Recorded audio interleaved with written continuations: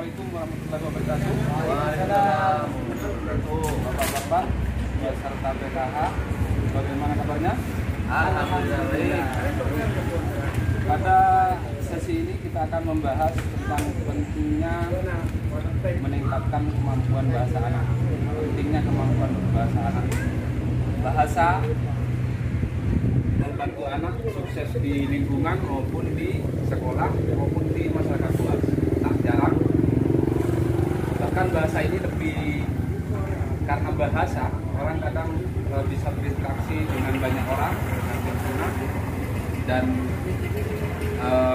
bahkan bahasa dipelajari khusus sebagai public speaking.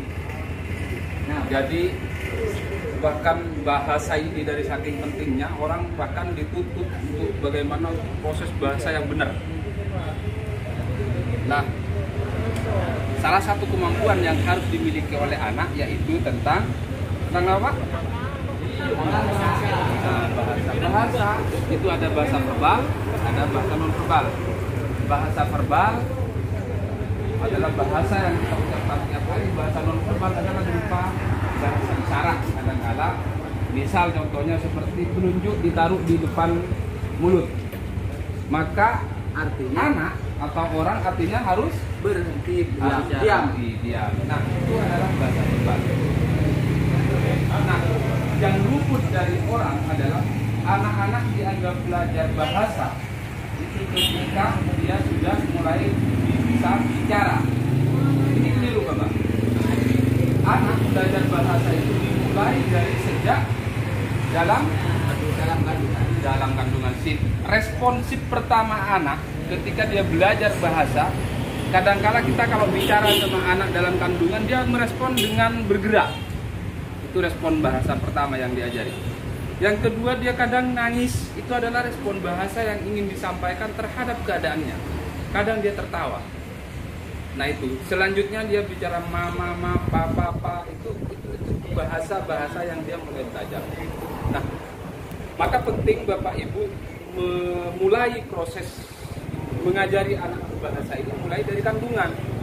Seperti contoh, sering mendengarkan ayat-ayat suci, ayat-ayat Quran, bahasa-bahasa yang bagus diajarkan ke anak agar anak itu nantinya bahasanya lebih bagus. Nah, salah satu cara juga untuk meningkatkan kemampuan bahasa anak ini sering diajak bicara. Ya, mulai dari kandungan itu diajak bicara, bagaimana keadaannya, dia akan merespon terus. Itu salah satu caranya untuk mengajari anak berbahasa. Bercerita.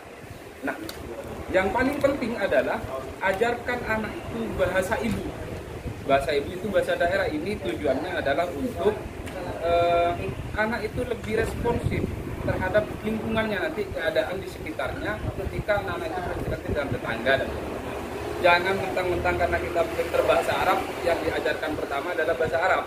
Itu sama sekali di luar kendali dan di luar kultur maupun budaya kita. Budaya kita adalah di mana kita berpijak, di situ langit dijunjung. Kalau kita pakai bahasa Madura, ya pakailah bahasa Madura, tapi bahasa Madura yang halus. Misal kayak Kemalit misalnya terhadap anaknya itu pakai bahasa Madura, tapi bahasa Maduranya halus. Begitu ya, Bu? Nah, jadi sangat penting tadi yang saya katakan, kesimpulannya adalah ajari anak itu mulai sejak dini dalam kandungan, ajari bahasa yang baik, yang halus, utamakan bahasa daerah. Sering-seringlah dia ajak bicara dan mengutarakan pendapatnya untuk menambah perbandaan kata-katanya. Demikian pertemuan kali ini saya sampaikan, semoga bermanfaat. Silakan praktekkan di rumah. Akhirnya, assalamualaikum warahmatullahi wabarakatuh. Waalaikumsalam.